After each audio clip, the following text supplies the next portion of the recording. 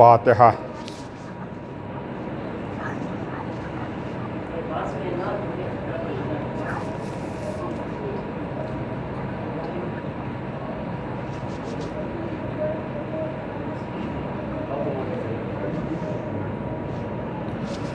لا حول ولا قوة إلا بالله العلي العظيم۔ أعوذ بالله من الشيطان اللعين الرجيم۔ بسم الله الرحمن الرحيم۔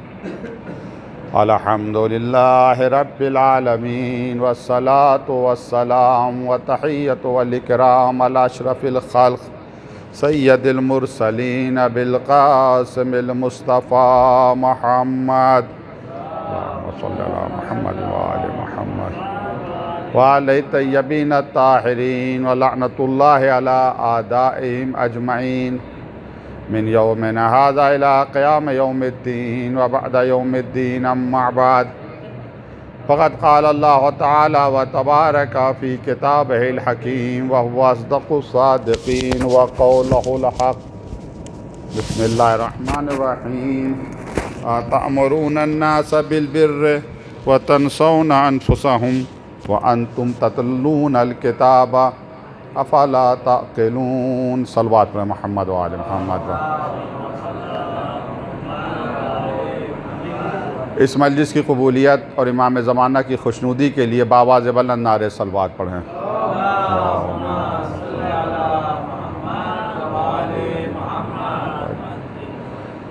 قلب سے کہ میں موضوع میں وارد ہوں۔ آج پہلی مجلس ہے، پہلی محرم ہے۔ میں آپ تمام حضرات کی طرف سے، اپنی طرف سے وارث غم، منتقم خون سید الشہداء حضرت امام زمانہ عجل اللہ تعالی ظہورہ الشریف کی خدمت میں تعزیت پیش کرتے ہیں۔ جمعہ کا دن ہے، منسوب امام زمانہ سے۔ اس سال جو عزاداری ہو رہی ہے اس کی کیفیت کچھ اور ہی ہے۔ ایک واقعہ میں آپ کے سامنے عرض کروں۔ صاحب اسرار الشہادہ فاضل دربندی صاحب نے اس واقعے کو جلد نمبر 2 صفحہ نمبر 562 پہ لکھا ہے۔ اہل علم کے لیے ایک جملہ میں عرض کرنا چاہتا ہوں کہ کوئی کتاب ایسی نہیں ہے جس میں تمام باتیں صحیح ہوں۔ ضعیف روایات بڑی بڑی کتابوں میں پائی جاتی ہیں، تو اگر کسی کتاب میں اگر کچھ ضعیف روایتیں آ جائیں تو اس کے یہ معنی نہیں ہے کہ پوری کتاب کی کتاب ہی کو ریجیکٹ کر دیا جائے۔ بہرحال آپ لکھتے ہیں حوالے کے ساتھ اپنے کہ ہندوستانی کا واقعہ ہے کہ ایک شخص ہر سال بڑی شان سے عزاداری کرتا تھا اور بہت پیسہ خرچہ کرتا تھا، نذر کرتا تھا، تبرک بانٹتا تھا۔ کثیر تعداد میں لوگ اس کے یہاں مجلس میں شرکت کرنے کے لیے جاتے تھے۔ ایک سال حسب معمول مجلس ہو رہی تھی، مجمع تھا، بھیڑ لگی ہوئی تھی، گریہ وزاری ہو رہی تھی۔ اتفاق سے حاکم کا، جو شہر کا حاکم تھا، اس کی سواری گزری۔ اس نے کہا کون مر گیا، یہ رونے کی آواز کیسی ہے؟ تو کسی نے کہا کہ یہ رافضیوں کا محلہ ہے، یہ شیعوں کا محلہ ہے، ایک شیعہ عزاداری کر رہا ہے۔ اس سے بہت ہی غصہ آیا۔ اس نے بلایا سپاہیوں کو بھیج کر اور حکم دیا اس کا سارا مال و اسباب لوٹ لیا جائے، یہاں تک کہ لباس تک بھی لوٹ لیا گیا۔ کہا دوبارہ تم ایسا کام ہماری حکومت میں نہیں کرنا۔ وقت گزر گیا، سال گزر گیا، محرم کا چاند نمودار ہو رہا ہے۔ اب یہ بیچارہ مومن بڑا پریشان ہے۔ مومن کے لیے عزاداری اس کی روح ہے، اس کی جان ہے، کیونکہ پیغمبر نے فرمایا کہ میرے حسین کے قتل کی وجہ سے ایک ایسی حرارت مومنوں کے دلوں میں پیدا ہوگی جو قیامت تک کبھی نہیں بجھے گی۔ مومن کہیں بھی ہو، عزاداری اسے کھینچ کر فرش عزا پر لے آتی ہے۔ پریشان ہوا، رونے لگا۔ بیوی نے کہا کیوں رو رہے ہو؟ مال و اسباب لٹ گیا، اس وجہ سے رو رہے ہو؟ کہا نہیں، اس وجہ سے نہیں رو رہا ہوں۔ کہا پھر کیوں رو رہے ہو؟ کہا کتنی شان سے ہم عزاداری کرتے تھے، اس سال نہیں کر پا رہے ہیں۔ بے شک سال گزشتہ جس شان سے عزاداری کر رہے تھے، یا جس کیفیت سے کر رہے ہیں تو وہ کیفیت اس سال نہیں ہے. کورونا کی وجہ سے کچھ پابندیاں ہیں کورونا کی وجہ سے، لیکن عزاداری کو کوئی روک نہیں سکتا. بہرحال انشاءاللہ آپ تمام حضرات جو ڈاکٹروں نے جو صلاح دی اس کے اوپر عمل کریں گے، وہ بحث نہیں ہے. لیکن عزاداری ایک ایسی طاقت ہے، خود عزاداری کے اندر ایسی طاقت ہے کہ جس طاقت کا مقابلہ کوئی نہیں کر سکتا. بی بی نے سمجھایا، کہا تم گھبراؤ نہیں، ایک بیٹا ہے میرا، اسے تم جا کر بیچ دو، اس سے جو پیسہ ملے اسے سامان عزا لے کر آؤ. یہ خوش ہو گیا. کہا بچے سے تو پوچھ لے. بچے کو بلایا. گھر کا ماحول ہی ایسا ہوتا ہے، بچوں کو تعلیم دی جاتی ہے عزاداری، محبت امام حسین. ماں باپ نے بچوں سے کہا تو بچہ بھی تیار ہو گیا. بچہ کہتا ہے کہ ہم بھی بکنے کے لیے تیار ہیں. غرض لے کر دوسرے شہر میں آئے. ایک بزرگ سے ملاقات ہوئی، قیمت بتائی، بزرگ نے خرید لیا. یہ پیسہ لے کے گھر آ گیا گھر میں، اور بیوی کو پورا ماجرا بتا رہا تھا کہ کس طرح سے کس نے بچے کو خریدا. رو بھی رہا ہے. کسی نے دق الباب کیا، دروازہ کھولا تو دیکھا اس کا بیٹا وہاں پر ہے. تو یہ کہتا ہے کیا تم نے اپنے مالک کو ستایا ہے، بھاگ کر آئے ہو؟ کہا نہیں، میں بھاگ کر نہیں آیا ہوں، ستایا نہیں ہوں. پھر ہم پورا واقعہ سن لیا. کیا کہ جب آپ مجھے بیچ کر چلے گئے تو میری آنکھوں میں آنسو آ گئے. تو اس بزرگ نے پوچھا کیوں رو رہے ہو؟ میں نے اتنا کہا، چونکہ آپ نے کہا تھا کہ میرا غلام ہے، بیٹا نہیں ہے، تو میں نے صرف اتنا کہا میرا آقا بڑا مہربان تھا، بڑی شفقت میرے ساتھ کرتا تھا. تو اس بزرگ نے کہا کہ تم اس کے غلام نہیں ہو، اس کے بیٹے ہو، مجھے پتہ ہے. میں نے کہا آپ کون ہیں؟ کہا میں وہ غریب ہوں جس کی راہ میں تمہیں بیچا گیا ہے. میں حسین ابن علی ہوں، مجھے پیاسا ذبح کیا گیا ہے. تو اپنے گھر ابھی جانا، پاپا سے کہنا میری عزاداری کرے، حاکم تمام مال اسباب جو اس نے لوٹا تھا سارا واپس کر دے گا. غرض ایسے ہی ہوا. ابھی دونوں باتیں کر رہے تھے، کسی نے دق الباب کیا، دروازہ کھولا تو دیکھا سپاہی. چلو حاکم تمہیں بلا رہا ہے. یہ حاکم کے پاس آیا. حاکم نے بڑی عزت سے گھر پہ بٹھایا، معافی مانگی، تمام مال و اسباب واپس کیا، اس سے زیادہ دیا. تو اس نے سبب پوچھا، کہا کیا بات ہے، ایسا سلوک کیوں کر رہے ہو؟ کہا رات میں نے امام حسین کو خواب میں دیکھا، وہ آ رہے ہو، کہہ رہے ہیں کہ میرے عزادار کو کیوں ستاتا ہے. اللہ اللہ، جتنی محبت ایک عزادار امام حسین سے کرتا ہے اس سے کہیں زیادہ امام حسین اپنے عزادار سے محبت کرتے ہیں. امام حسین نے کہا تو میرے عزادار کو کیوں ستا رہا ہے؟ اگر تو نے میرے عزادار سے معافی نہیں مانگی، اس کا لوٹا ہوا سامان واپس نہیں کیا، تو میں زمین کو حکم دوں گا، وہ تجھے نگل جائے گی. پھر بس میری یہاں کھل گئی، اپنی غلطی کا احساس ہو گیا. دیکھو میں بھی آج سے عزادار ہوں، جاؤ اور عزاداری کرو. یہ عزاداری اللہ کا وعدہ ہے، جناب سیدہ کی دعا ہے، امام حسین کی دعا ہے، اسے کوئی روک نہیں سکتا. ہاں اس سال کی عزاداری کچھ الگ طریقے سے ہے، کیفیت اس کی تھوڑی سی بدلی ہوئی ہے، شاید کچھ زیادہ ہی خلوص آ گئے. ہو سکتا ہے کبھی پچھلے سال دکھاوا ہو، دکھانے کے لیے عزاداری ہوتی ہو، سماج میں نام و نمود کے لیے عزاداری ہوتی ہو کہ لوگ ہماری مدح کریں گے، ثنا کریں گے. لیکن اس سال زیادہ عزاداری گھروں میں ہے، اخلاص کے ساتھ ہے، خلوص کے ساتھ ہے. دعا یہ کہ پروردگار ہم سب کی عزاداری کو قبول فرمائیں، ہمیں سچا عزادار بنائیں. ہماری عزاداری ایسی ہو کہ وارث غم امام زمانہ ہم سے راضی اور خوشنود ہو، امام کی ظہور کی تعجیل کے لیے اور خوشنودی کے لیے بآواز بلند صلوات میں محمد و آل محمد.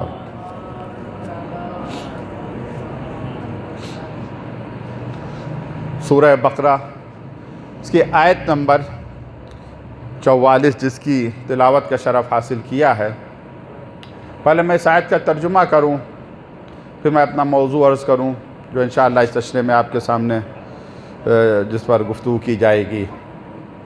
آتامرون الناس بالبر، کیا تم لوگوں کو نیکیوں کا حکم دیتے ہو، وتنسون انفسہم، اور اپنے آپ کو بھول جاتے ہو، وانتم تتلون الکتاب، حالانکہ تم کتاب کی تلاوت بھی کرتے ہو، افلا تعقلون، کیا تمہارے پاس عقل نہیں ہے؟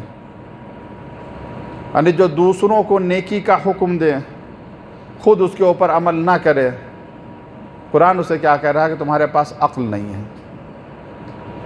آج ہمارے یہاں مشکل یہی ہے کہ جو دوسروں کو نیکی کا حکم دے رہا ہے وہ خود اس کے اوپر عمل نہیں کر رہا. کچھ لوگ ایسے، سب کے سب نہیں ہیں. ایک حدیث ہے، حدیث معراج. پیغمبر اسلام جب معراج پر گئے ہیں، آپ نے دیکھا کہ کچھ لوگوں کے ہونٹ اور زبان فرشتے آگ کی قینچی سے کاٹ رہے ہیں. یہ منظر دیکھ کر پیغمبر اسلام پوچھتے ہیں فرشتوں سے، بھائی یہ کیا اس نے گناہ کیا ہے کہ اس کے ہونٹ اور زبان آگ کی قینچی سے کاٹ رہے ہو؟ کہا یہ خطبہ ہیں، یہ دنیا میں واعظ و نصیحت کرنے والے ہیں جو دوسروں کو تو واعظ و نصیحت کرتے تھے مگر خود ان کے اوپر عمل نہیں کرتے تھے، بہرحال تو وہ جو نیکیوں کی طرف لوگوں کو بلائے اور خود عمل نہ کرے، قرآن کہہ رہا افلا تعقلون، کیا تمہارے پاس عقل نہیں ہے؟ عقل ہی کی وجہ سے انسان کو نجات ملتی ہے. اگر عقل نہیں ہے تو کچھ بھی نہیں ہے. سارا ثواب عبادت کا عقل کی وجہ سے، جتنی عقل ہے اتنا ہی زیادہ ثواب ملے گا. پروردگار تعداد کے اعتبار سے ثواب نہیں دیتا، کتنی رکعت نماز پڑھ ڈالی، نہیں. پروردگار جو ثواب دیتا ہے وہ عقل کے اعتبار سے دیتا ہے. مشہور واقعہ میں اس کا خلاصہ عرض کروں، بطور مقدمہ تمہیدی گفتگو ہے کہ ایک شخص بنی اسرائیل میں تھا، بہت اس نے عبادت کی، یعنی انتہا کر دی عبادت کی. تو فرشتے سمجھے کہ اس کا اجر بہت زیادہ ہوگا، جنت میں سے بڑا درجہ ملے گا. عرض کیا پروردگار اس کا درجہ جنت میں تو بہت ہونا چاہیے، کیونکہ اس نے اتنی عبادت کی ہے کہ ایسی عبادت شاید ہی کوئی کرے. آواز آئی کہ بس اس جنت میں اس کا درجہ یہ ہے کہ بالکل دروازے کے پاس اسے جگہ ملے گی. درجات ہیں نا جنت میں، دروازے کے پاس جگہ ملے گی، یعنی پائن ترین درجہ، تھرڈ کلاس جسے کہتے ہیں وہاں. پروردگار اس نے عبادت کی اور تھرڈ کلاس جنت میں. کہا آزما لو. خیر وہ آئے، آنے کے بعد گفتگو ہوئی، فرشتے آدمی کی شکل میں ادھر ادھر کی باتیں ہونے لگیں. کہا کچھ آرزو، کچھ خواہش کہاں دیکھ نہیں رہے ہو کہ کتنی بڑی میدان ہے، کتنا بڑا میدان ہے اور گھاس، ہری ہری گھاس ہے. کہا پھر؟ کہا ابھی 2 مہینے بعد سوکھ جائے گی، ضائع ہو جائے گی. کہا پھر؟ کہا کاش ہمارے اللہ کے پاس کوئی گدھا ہوتا تو اس گھاس کو چل لیتا، ضائع نہ ہوتی. تو فرشتہ کہتا کہ اللہ کے پاس کوئی گدھا بھی ہے؟ کہا کیوں نہیں ہوگا، جب ہم لوگوں کے پاس گدھا ہے، اونٹ ہے، گھوڑے ہیں، تو ہمارے اللہ کے پاس کیوں نہیں ہوگا؟ بے شک ہوگا. تو اب دیکھیے اس کی عقل یہی ہے کہ اللہ کو گدھا اور گھوڑا اور اونٹ کا مالک سمجھ رہا ہے جس نے کائنات کو خلق کیا. فرشتے مطمئن ہو جاتے ہیں کہ جتنی عقل ہے اتنا ہی ثواب ہے، جتنی زیادہ عقل ہوگی اتنا ہی زیادہ ثواب ہوگا. کچھ اہل علم بھی تشریف فرما حضرات ماشاءاللہ سے ایک جملہ کہہ کے آگے پڑھنا چاہتا ہوں. کبھی اثر سے مؤثر تک پہنچا جاتا ہے، کبھی مؤثر سے اثر تک پہنچا جاتا ہے. کبھی سورج دیکھا اس کا مطلب کرنیں ہیں، کبھی کرن سورج کی دیکھی اس کا مطلب ہے کہ سورج ہے. تو عقل زیادہ ہے تو ثواب بہت زیادہ، اگر ثواب بہت زیادہ ہے تو عقل بھی بہت زیادہ. اگر ثواب اتنا ہے کہ پیغمبر فرمائے ضربت علی یوم الخندق افضل من عبادت الثقلین، ایک ضربت مگر عبادت ثقلین سے بھاری ہے، تو اس کا مقصد یہ عقل کل ہے جس کا مقابلہ کوئی عقل نہیں کر سکتی ہے. صلوات محمد و آل محمد پر.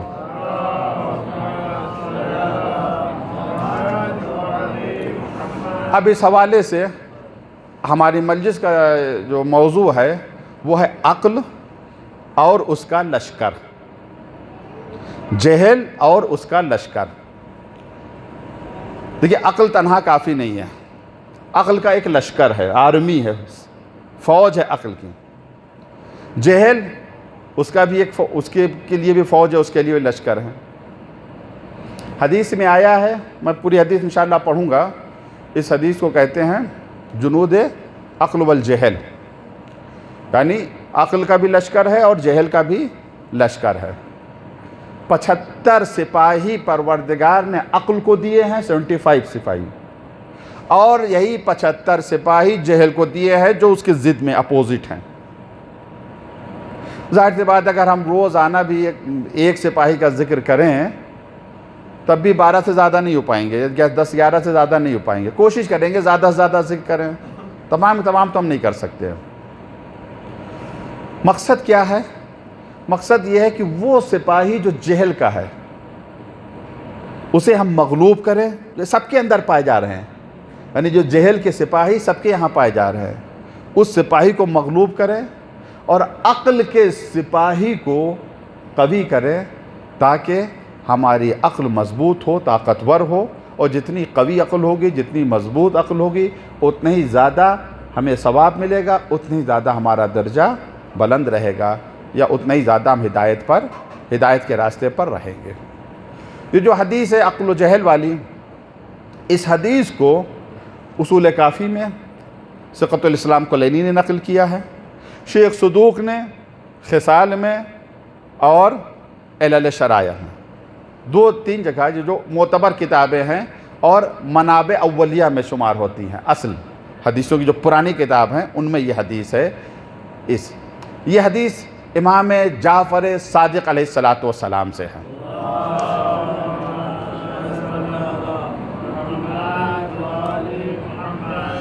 یہ عن سما بن مہران سے روایت ہے، جو راوی ہیں، قالا کنت عند ابی عبداللہ علیہ السلام، یہ فرماتے ہیں کہ ہم چھٹے امام کے پاس تھے، وعندہ جماعت من موالی ہے، تو آپ کے پاس آپ کے چاہنے والوں کا ایک گروہ بھی بیٹھا ہوا تھا، فجرا ذکر العقل والجہل، تو گفتگو ہونے لگی عقل اور جہل کے بارے میں، فقال ابو عبداللہ علیہ السلام، تو چھٹے امام علیہ السلام نے فرمایا، اعرفوا الحق وجندہ، حق کو پہچانو اور اس کے فوجی کو پہچانو، والجہل وجندہ، جہل کو پہچانو اور اس کے فوجیوں کو پہچانو، تہتدو، تمہیں ہدایت مل جائے گی۔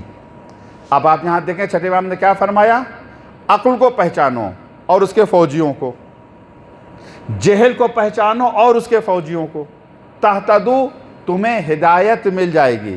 ہم دعا کیا مانگتے ہیں سورہ حمد میں، اہدنا الصراط المستقیم، میرے اللہ ہمیں سیدھا راستہ دکھا یا سیدھے راستے پر قائم رکھ۔ یہ سیدھا راستہ ہمیں کب ملے گا؟ چھٹے امام فرما رہے ہیں پہلے عقل کو پہچانو، عقل کے فوجیوں کو پہچانو، جہل کو پہچانو، جہل کے فوجیوں کو پہچانو۔ قالا سما کہتے ہیں قلت جعلت فداک، میری جان آپ کے اوپر قربان، لا نعرف الا ما عرفتنا، ہمارے پاس تو وہی علم ہے جتنا آپ نے بتایا، اس کے زیادہ تو ہمیں کچھ نہیں پتا۔ فقال ابو عبداللہ علیہ السلام، تو چھٹے امام علیہ السلام نے فرمایا، ان اللہ عز و جل خلق العقل، کہ پروردگار نے عقل کو خلق کیا، ہوا اول خلق من الروحانیین، سب سے پہلی مخلوق ہے روحانی میں سے، روحانی مخلوق، یعنی مخلوق کو اگر بانٹا جاتا مادی میٹیریل والی اور روحانی، سب سے پہلی روحانی مخلوق عقل کی۔ اس حدیث کے ان جملوں کے ہم زیادہ شرح نہیں کر سکتے ہیں، کیونکہ اگر ان جملوں کی زیادہ شرح کرنے لگے تو جنود عقل ہمارے رہ جائیں گے کہ وہ روحانی مخلوق کیا ہے، کس طرح سے پروردگار نے خلق کیا۔ بہرحال پہلی مخلوق ہے، روحانی مخلوق ہے، پروردگار نے خلق کیا ان یمین العرش، عرش کے داہنی طرف، من نور ہی، اپنے نور سے۔ عقل کو پروردگار نے اپنے نور سے پیدا کیا، عرش کے داہنی طرف پیدا کیا۔ رائٹ ہینڈ ایسے ہی افضلیت کے لیے ہے، اس سے عقل کی اہمیت کا اندازہ لگائیں۔ فقال له ادبر فادبر ثم قال له اقبل فاقبل، جب عقل کو پروردگار نے پیدا کیا تو اس سے کہا آگے بڑھو، وہ آگے بڑھی، کہا پیچھے ہٹو، وہ پیچھے ہٹ گئی۔ یہ آگے بڑھنا، یہ پیچھے ہٹنا، اس کے بھی معنی ہیں، اس کے بھی تعویلات ہیں، انشاءاللہ کتابوں کی طرف جب رجوع کریں گے تو اس کی ڈیٹیل مل جائے گی، کچھ عرفانی کچھ فلسفی باتیں ہیں اپنے اپنے اعتبار سے۔ بظاہر یہی ہے کہ عقل نے پروردگار کا کہنا مانا، حکم مانا۔ ایک معنی کی طرف میں اشارہ کر دوں، دیکھیں اس حدیث کی شرح بہت سے لوگوں نے کی ہے، ملا صدرہ نے بھی کی ہے اس، اور 144 تقریباً 140 صفحے میں شرح کی ملا صدرہ نے، اور مولا جو صالح مازندرانی، انہوں نے بھی اس حدیث کی شرح کی ہے۔ پرانوں کی بات بتا رہا ہوں، امام خمینی رضوان اللہ تعالیٰ علیہ نے، آپ نے بھی اس حدیث کی جنود عقل والجہل کی شرح کی ہے، کچھ سپاہیوں کی شرح کی ہے، چھپی ہے، فارسی میں ہے، وہ آغا تحریری کی 2 جلدوں میں آئی ہے۔ بہت سے لوگوں نے اس کی شرح کی، تو اپنے اپنے اعتبار سے ماننے کی۔ اقبل اقبلا، یعنی اقبال سے مراد کیا ہے، یعنی کمال تک پہنچنا، قرب خدا تک پہنچنا۔ ادبار سے مراد کیا، پیچھے ہٹ گئی، یعنی مادی جسم میں آ جانا، یہ اس کا ادبار ہے، پیچھے ہٹنا ہے۔ بہرحال فقال تبارک و تعالی खलक़तुका खल्क़न अज़ीमा व कर्रमतुका अला जमी खल्क़ी, तो उससे अजीम कोई मखलूक मैंने पैदा नहीं की, तमाम मखलूक़ात से मैंने तुझे इज़्ज़त और शरफ़ अता किया। क़ाला सुम्मा खलक़ल जहला, फिर परवरदिगार ने जहल को पैदा किया, मिनल बहरिल उजाज ज़ुल्मानिया, खारी और जुल्मत यानी अंधेरे वाले दरिया और समंदर से। अक़्ल को नूर से पैदा किया, जहल को अंधेरे से पैदा किया, जुल्मत से पैदा किया, खारी पानी से पैदा किया। फ़क़ाला लहू अदबिर, जहल से कहा पीछे हटो, फ़अदबरा, पीछे हट गया। सुम्मा क़ाला लहू अक़बिल, कहा आगे बढ़ो, फ़लम युक़बिल, जहल आगे नहीं बढ़ा। फ़क़ाला लहू, तो अल्लाह ने कहा इस्तकबरता, तकब्बुर कर रहा है तो, लाअनहु, अल्लाह ने उस पर लानत की। सुम्मा जाला लिल अक़्ल खमसता व सबईना जुंदन, फिर अक़्ल के लिए 75 फ़ौजी करार दिए। फलम्मा रअल जहल, जब जहल ने देखा। अच्छा मैं एक बात यहाँ पे वाज़ेह कर दूँ, जहल से मुराद यहाँ पर क्या है? आम तौर से जब लफ्ज़ जहल इस्तेमाल किया जाता है तो हमारे लोगों का ज़हन इल्म की तरफ जाता है, इल्म की ज़िद जहल। वो जहल और है जो इल्म की ज़िद है, इल्म का अपोजिट है। यहाँ पर अक़्ल के मुकाबले में जो जहल आया है वो वाला जहल है जिसे हम लोग समझते हैं कि यानी जिसके पास इल्म ना हो उसे हम जाहिल कहते हैं। अक़्ल के मुकाबले में जो जहल आया, इससे मुराद क्या है? आसान लफ्ज़ों में अर्ज़ करूँ, इससे मुराद इंसान की शहवत, इंसान की ख्वाहिश जो उसके अंदर पाई जा रही है। दूसरे लफ्ज़ों में अगर ये जिस्म की शक्ल इख्तियार कर ले तो इसी को इबलीस कहते हैं, इसी को शैतानियत कहते हैं। हर इंसान के अंदर एक रहमानी क़ुव्वत है जिसका नाम अक़्ल है, एक शैतानी क़ुव्वत है जिसका नाम जहल है। ये जो जहल है ये अक़्ल के मुकाबले में। तो जहल ने जब कहा देखा कि अक़्ल को परवरदिगार ने 75 फ़ौजी दिए तो कहने लगा परवरदिगार हमें क्यों नहीं दिया? तो जहल मा अकरमल्लाहु बिल अक़्ल व मा आताहु अज़मरा लहुल अदावा, सबसे पहले जहल के दिल में अक़्ल की अदावत आ गई, दुश्मनी आ गई। फ़क़ाल अल जहल या रब्ब हाज़ा ख़ल्क़ुम मिस्ली, मेरे अल्लाह ये भी हमारी तरह मखलूक है। ख़लक़तहु व कररमतहु व क़व्वैतहु, तूने पैदा किया, इज़्ज़त दी, इसे ताकत दी। व अना ज़िद्दहु ला क़ुव्वत ली, मैं इसकी ज़िद्द हूँ, मैं इसके अपोजिट में हूँ, मेरे पास कोई ताकत नहीं। फ़ातनी मिनल जुंद मिस्ल मा अतैतहु, वही फ़ौजी मुझे दे जो फ़ौजी तूने अक़्ल को दिया, उसकी ज़िद मुझे दे। फ़क़ाला नाम, परवरदिगार ने कहा मैं तुम्हें दूँगा। फ़इन असैत बाद ज़ालिका अख़रजतुका व जुंदुका मिन रहमती। अब ये जहल का कहना और परवरदिगार का ये कहना कि अगर मेरी मासियत की तो निकाल दूँगा, बाज़ उलमा ने कहा, ख़ासकर इमाम खुमैनी रिज़वानुल्लाह ताला अलैह ने शरह करते हुए कि यहाँ पर जहल से मुराद इबलीस है। मैं अर्ज़ कर चुका हूँ कि जब जिस्म की शक्ल, तो आसान लफ्ज़ों में जब अक़्ल कुल जिस्म की शक्ल इख्तियार कर ले तो मासूम की शक्ल में होती है, और शैतान जब जिस्म और जहल जब जिस्म की शक्ल इख्तियार कर ले तो इबलीस होता है, शैतान होता है। हर इंसान के अंदर दोनों क़ुव्वत ताकत है। इसी वजह से बाज़ रवायत में अक़्ल को रसूल बातिन कहा गया है, बातिनी रसूल कहा गया है। बस उसे भी परवरदिगार ने 75 फ़ौजी दिए। अच्छा ये मैंने अर्ज़ किया 75 सब तो नहीं बयान कर सकता हूँ मैं, क्या 75 हमारे अंदर पाई जाएंगे? कल इसके कि मैं एक एक का जिक्र करूँ, हदीस का आखिरी पैराग्राफ मैं आपके सामने अर्ज़ करना चाह रहा हूँ जो छठे इमाम ने फरमाया, वो गौर से सुने आप। फ़ला तज्तमिउ हाज़िल ख़िसाल कुल्लहा मिन अजनादिल अक़्ल, ये जो 75 फ़ौजी अक़्ल के हैं, 75 फ़ौजी सब के सब जमा नहीं होंगे, इल्ला फ़ी नबीय्यिन, मगर नबी में, और वसी नबीय्यिन या नबी के वसी में, और मोमिन या मोमिन, कैसा मोमिन? क़द इम्तहनल्लाहु क़ल्बहु लिल ईमान, ऐसा मोमिन जिसका इम्तिहान परवरदिगार ने ले लिया हो। बस इन यहीं पाए जाएंगे 75 फ़ौजी, अल्लाह, रसूल और इमाम और मोमिन जो कामिलुल ईमान है। वम्मा साइरु ज़ालिका मिन मवालीना, उसके अलावा बाकी जो हमारे जानने वाले हैं, शिया है, चाहने वाले हैं, उनके लिए क्या है? फ़इन्ना अहदुहुम ला यख़लू मिन अन यकूना फ़ी बाज़ हाज़िल जुनूद, तो कुछ जुनूद तो होंगे। अगर हमारा है 75 नहीं है तो कुछ ना कुछ तो होंगे, कुछ ना कुछ होंगे।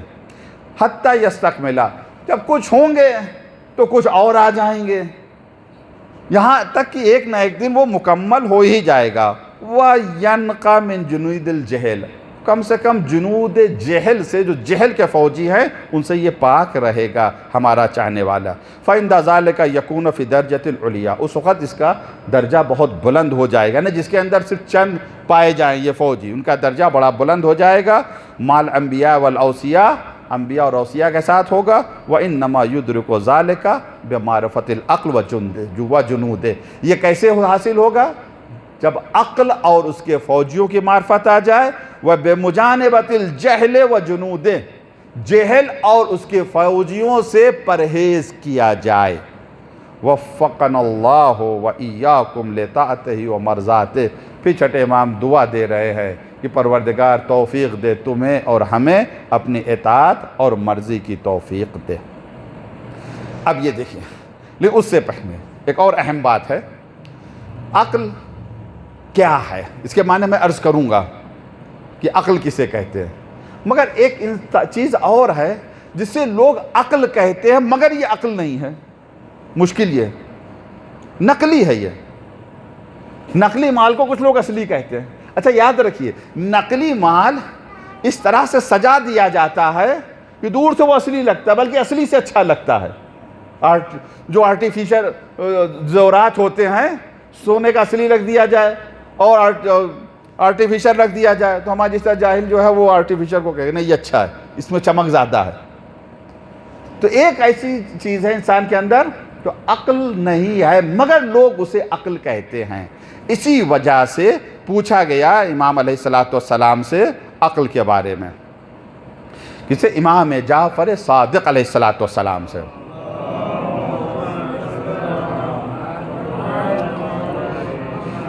راوی پوچھتا ہے امام سے، قلت لہ مال عقل، عقل کیا ہے؟ عقل کسے کہتے؟ قال العقل ما عبد بہ الرحمن و اکتسب بہ الجنان، عقل وہ ہے جس سے الرحمن کی عبادت کی جائے، جنت کو حاصل کیا جائے۔ تو فوراً راوی کہتا قال قلت فالذی کان فی معاویہ، وہ جو حاکم شام کے پاس تھی، معاویہ کے پاس تھی، اسے تو لوگ بڑا عقل مند کہتے ہیں، اسے تو بڑا تیز کہتے ہیں۔ فقال تلک النکرہ تلک الشیطنہ، وہ ایک چالاکی تھی، وہ ایک شیطانی طاقت تھی۔ وَهِيَ شَبِيحَةٌ بِالْعَقْلِ لَيْسَتْ بِالْعَقْلِ، وہ عقل سے شباہت رکھتی تھی، عقل نہیں تھی۔ کیوں؟ عقل کسے کہتے ہیں؟ عقل وہی ہے جو انسان کو خطرے سے بچائے۔ یہاں پر 100 گلاس رکھے ہوئے ہیں، شربت رکھا ہوا ہے، پانی رکھا ہوا ہے، 1000 گلاس رکھے ہوئے ہیں، سب پانی رکھا ہوا ہے، اور کوئی آ کر کہے کہ ایک میں زہر ہے باقی سب صحیح ہیں، کوئی پیے گا؟ کون منع کرے گا؟ عقل منع کرے گی۔ عقل اگر انسان کے پاس ہے تو عقل ہمیشہ انسان کو خطرے سے بچاتی ہے۔ تو جب دنیا میں جب عقل ہمیں خطرے سے بچاتی ہے تو اگر واقعاً عقل ہے تو آخرت کے خطرے سے بھی عقل ہمیں بچائے گی۔ یہ اندر کا رسول ہے۔ مرو گے تم ایک دن، قبر کے لیے کیا لے کر جا رہے ہو؟ پل صراط سے کیسے گزرو گے؟ اعمال تمہارے تولے جائیں گے۔ یہ سب کی چیزیں ہیں کہ نہیں؟ عقل حقیقی یہی ہے کہ جس سے اللہ کی عبادت ہو اور جنت کو حاصل کیا جائے، اس کے علاوہ جو چالاکی ہے، شیطانیت ہے، اس کے علاوہ کچھ نہیں ہے۔ عقل کے معنی کیا؟ لغت میں عقل کسے کہتے ہیں؟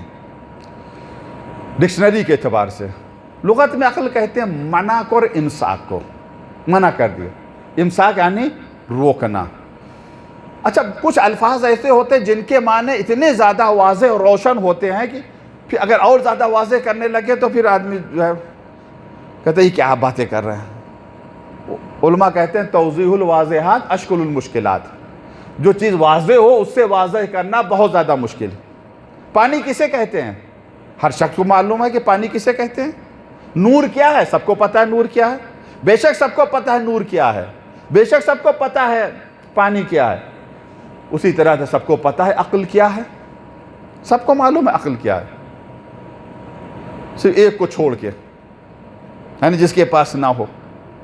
کہا جاتا ہے ایک دیوانہ نالے کے پاس لیٹا ہوا گندے نالے کا پانی پی رہا تھا، ادھر سے ایک عقلمند کا گزر ہوا، اس نے کہا بھائی لیٹ کے پانی پینے سے عقل چلی جاتی ہے۔ تو دیوانہ کہتا ہے یہ عقل کیا ہوتی ہے؟ تو ایک دیوانہ ہے، ایک پاگل ہے، اسی کو نہیں پتہ عقل کیا، ورنہ سبھی کو پتہ عقل ہے، سبھی کو پتہ ہے پانی کیا ہے، نور کیا ہے، عقل کیا ہے، مگر کسی سے پوچھیں کہ پانی کی حقیقت کیا ہے؟ کتنے لوگ ہیں جو بتا پائیں گے کہ یہ کس اجزاء سے بن کے تیار ہوا ہے؟ کتنے لوگ بتا پائیں گے کہ حقیقت نور کیا ہے؟ ایسے تو سبھی جانتے ہیں، مگر حقیقت اس کی کیا ہے؟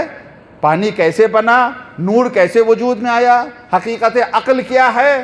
یا اللہ بتائے گا یا اللہ والے بتائیں گے۔ اسی وجہ سے ایک میں حدیث آپ کے سامنے عرض کر رہا ہوں، پیغمبر اسلام حضرت محمد مصطفیٰ صلی اللہ علیہ وآلہ وسلم کی حدیث ہے،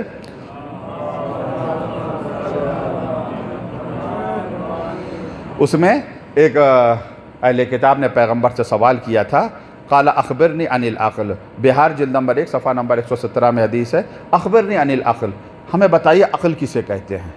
پیغمبر نے فرمایا، اس نے کہا ما ہوا و کیفا ہوا، کیا ہے اس کی کیفیت کیا ہے؟ حضور نے فرمایا، میں حدیث کو چھوڑ کے پڑھ رہا ہوں جملہ، فقال رسول اللہ ان العقل اقال، عقل جو اقال ہے۔ کیا مقصد اقال؟ اقال کسے کہتے ہیں؟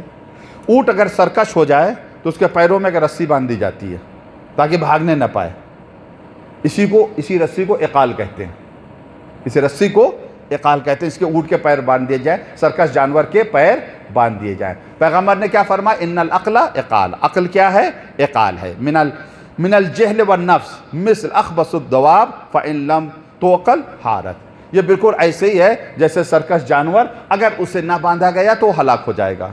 جانور اگر سرکش ہو جائے، اسے نہ باندھا جائے، خود بھی ہلاک ہو جائے گا، دوسروں کو بھی ہلاک کر دے گا۔ اسی طریقے سے جس رسی سے جانور کے پیر باندھے جائیں اسے اقال کہتے ہیں، عقل اسی سے۔ کیا مقصد؟ ہر انسان کے اندر جانور پایا جا رہا ہے، ہر انسان کے اندر حیوانیت پائی جا رہی ہے، ایک رسی ہے جس کے ذریعے سے اس انسانیت کو، اس حیوانیت کو باندھنا ہے، اس جانور کو باندھنا، اسی کو عقل کہتے ہیں، اسی کو عقل کہتے ہیں۔ یعنی رسی ہے جس سے انسان کس سے باندھے؟ حیوانیت کو باندھے جو اس کے اندر ہیں۔ رسی جب باندھی جاتی ہے تو جہاں تک جتنی لمبی رسی ہوتی ہے وہاں تک جانور جاتا ہے، پھر اس کے بعد جو ہے وہ جب توڑنے لگتا ہے تو رسی مضبوط ہوتی ہے، کبھی اگر ناک میں پڑی ہوتی تو ناک زخمی ہو جاتی ہے، منہ میں پڑی ہوتی تو منہ زخمی ہو جاتا ہے۔ وہی حال مومن کا بھی ہے، رسی اس کی پڑی ہوئی ہے، اور جب بھاگنا چاہتا ہے، یعنی جو اللہ نے جو حدود معین کر دیے اس پار جانا چاہتا ہے تو پروردگار رسی کو کھینچ دیتا ہے۔ جب رسی کو کھینچتا ہے تو آپ تصور کیجئے جس طرح سے اونٹ کی رسی کھینچی جائے تو اس کے نتنے پھٹ جائیں گے، خون نکلے گا، اسی طریقے سے جب مومن کی رسی کھینچی جاتی ہے تو پریشان ہو جاتا ہے۔ اب سمجھے کبھی کبھی مصیبتیں کیوں آتی ہیں، پریشانیاں کیوں آتی ہیں؟ انسان جب رسی کو توڑنا چاہتا ہے تو پروردگار رسی کو کھینچ لیتا ہے تاکہ تمہیں تکلیف کا احساس ہو اور سمجھ جاؤ کہ تم بندھے ہوئے ہو، کھوٹا توڑ کے بھاگ نہیں سکتے۔ صلوات محمد و آل محمد پر۔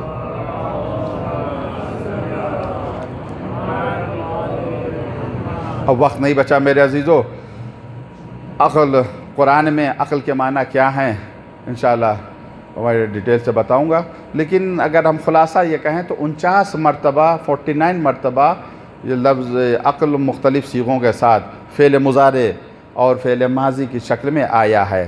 تعقلون 24 مرتبہ آیا ہے، یعقلون 22 مرتبہ آیا ہے، یعقل 1 مرتبہ آیا، یعقلوہا 1 مرتبہ آیا، عقلوہ 1 مرتبہ قرآن میں آیا ہے، پورے قرآن میں یہ آیا ہے۔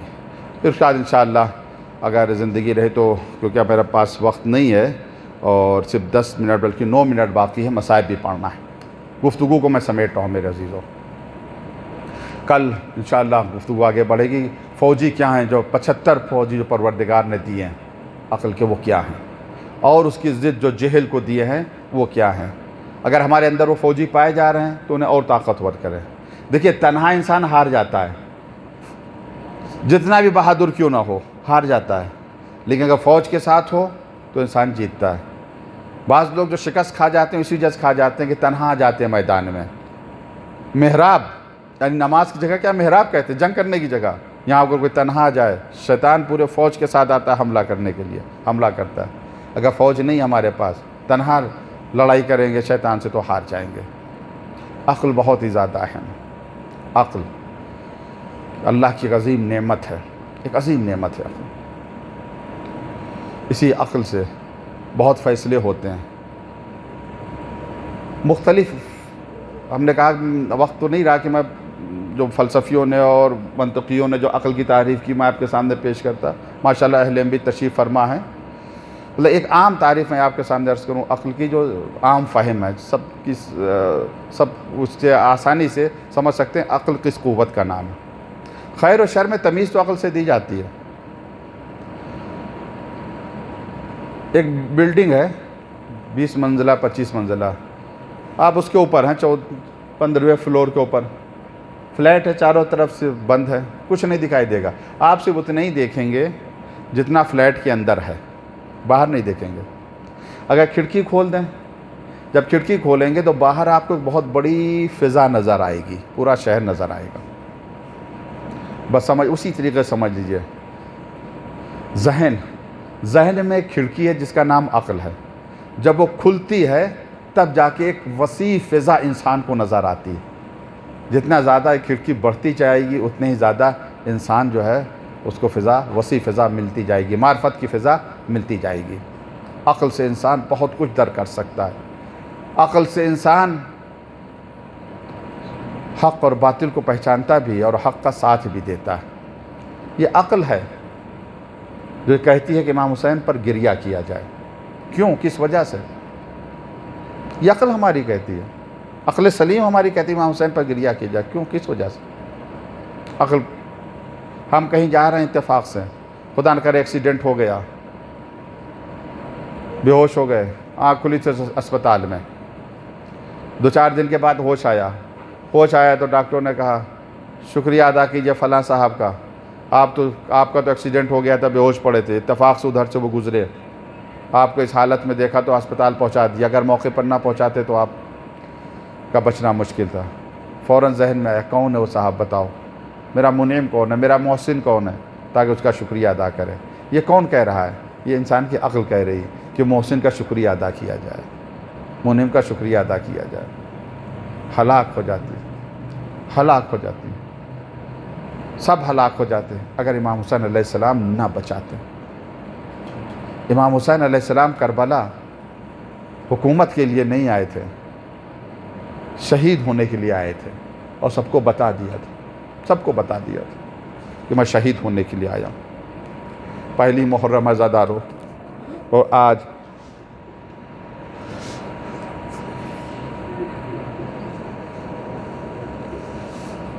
رخصتی کے واقعات کہ امام حسین جب مدینہ سے چلے تھے،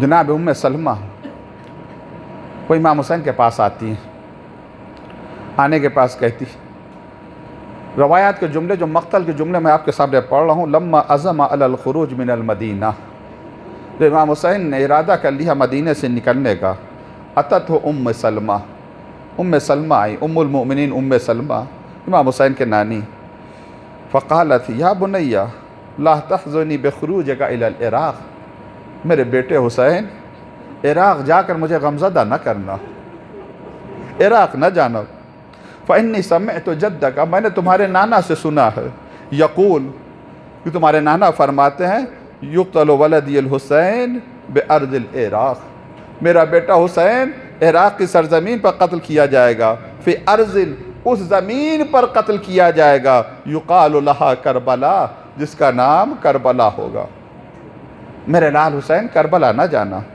فقال لہا، امام حسین نے جواب دیا، یا اماں، اے مادر گرامی، اے نانی جان، وَأَنَا وَاللَّهِ أَعْلَمُ ذَلِكَ، اے نانی جان مجھے پتا ہے کہ میں قتل کیا جاؤں گا، وَإِنِّي مَقْتُولٌ لَا مُحَالَةَ، مجھے قتل کیا جائے گا، وَلَيْسَ لِي مِنْ هَذَا بُدَّةٌ، اور یہ میرے لیے ضروری بھی ہے کہ میں قتل ہو جاؤں۔ کیوں؟ اس وجہ سے کہ قتل ہو کے اسلام کو بچانا ہے، شریعت کو بچانا ہے، دین کو بچانا ہے۔ انی واللہ لا اعرف اليوم الذي اقتل فیہ، خدائی قسم مجھے اس دن کا بھی علم ہے جس دن میں قتل کیا جاؤں گا، وَعَارَفَ مَنْ يَقْتُلَنِي، میں جانتا ہوں کہ مجھے کون قتل کرے گا، وَعَارَفُ الْبُقَعَ الَّتِي أُدْفَنُ فِيهَا، اے نانی جان مجھے اس زمین کا بھی علم ہے جہاں پر میں دفن کیا جاؤں گا، وَإِنِّي أَعْرَفُ مَنْ يَقْتُلُ مِنْ أَهْلِ بَيْتِي، مجھے پتا ہے کہ اہل بیت میں کون کون میرے ساتھ قتل ہوگا، وَقَرَابَتِي وَشِيَّتِي، کون میرے چاہنے والے، کون میرے اعزاء میرے ساتھ قتل ہوں گے۔ وَإِنْ أَرَدْتَ يَا أُمَّا، اریک حفرتی و مسجعی، اے نانی اگر آپ چاہیں تو ہم آپ کو اپنا مقتل بھی دکھا دیں، اگر آپ چاہیں تو میں آپ کو اپنی قتل گاہ بھی دکھا دوں۔ ثم اشار الی جہت الکربلا، پھر امام حسین نے زمین کربلا کی طرف اشارہ کیا۔ تمام زمینیں پست ہوتی ہیں، کربلا کی زمین بلند ہوتی ہے۔ امام حسین فرماتے ہیں نانی دیکھ لیجئے، یہی آپ کے حسین کا مقتل ہے، یہی آپ کے حسین کا مدفن ہے، یہی پر آپ کے حسین کے خیمے لگیں گے، یہی پر آپ کا حسین شہید ہوگا۔ اس کے بعد کہتے ہیں یا اماں قد شاء عز وجل ان یرانی مقتولا، نانی اللہ کا یہ فیصلہ، اللہ مجھے مقتول دیکھنا چاہتا ہے، اے نانی اللہ مجھے مذبوح دیکھنا چاہتا ہے، اے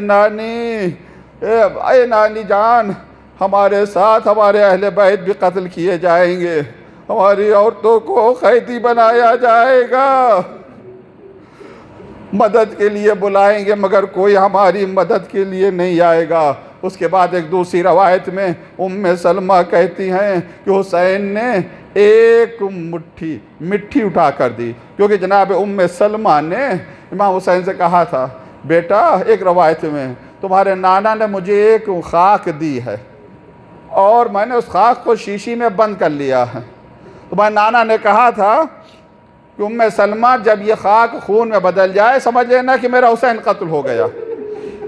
امام حسین نے بھی ایک مٹھی خاک کربلا اٹھائی، اپنی نانی کو دیا، نانی اس خاک کو آپ اپنے پاس محفوظ رکھ لیں نانا کے ساتھ اس شیشی میں، اور جب یہ خون میں بدل جائے سمجھیے آپ کا حسین مارا گیا۔ اجرکم اللہ۔ امام حسین مدینے سے جا رہے، رخصت ہو رہے ہیں۔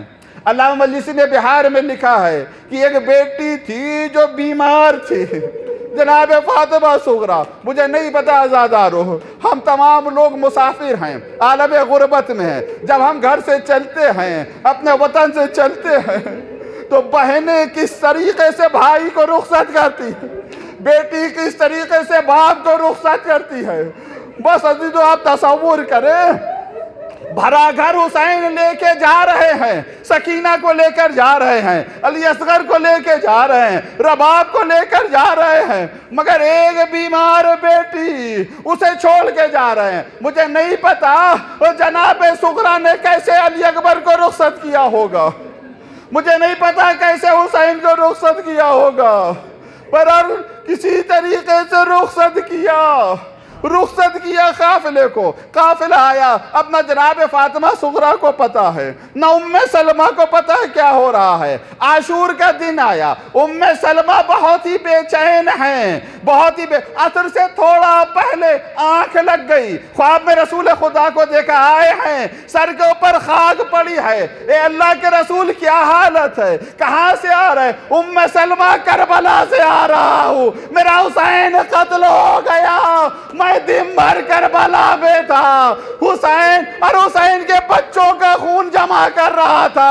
آزادارو، اس کا مطلب یہ ہے کہ علی اصغر کے گلے پر جب تیر لگا تو رسول اللہ دیکھ رہے تھے، علی اکبر جب زخمی ہوئے تو اللہ کے رسول دیکھ رہے تھے۔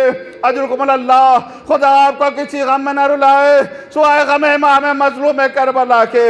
اگر ایام عزا کی مجلس نہ ہوتی، محرم کی مجلس نہ ہوتی، شاید میں مصائب تمام کر دیتا۔ پہلی مجلس ہے، جمعہ کا دن ہے، زمانے کے امام کو پرسا دیجئے، وہ امام جو صبح شام روتا ہو، جو خون کے آنسو روتا ہو۔ آج محرم کی پہلی تاریخ کس طرح سے عزاداری کر رہا ہوگا۔ اے فرزند زہرا، آپ جہاں کہیں بھی ہو، کربلا میں، بقی میں، یا ہم گناہگاروں کے درمیان، مولا ہم گناہگاروں کا پرسا قبول کرے۔ سیعلم الذین ظلموا ماتم حسین۔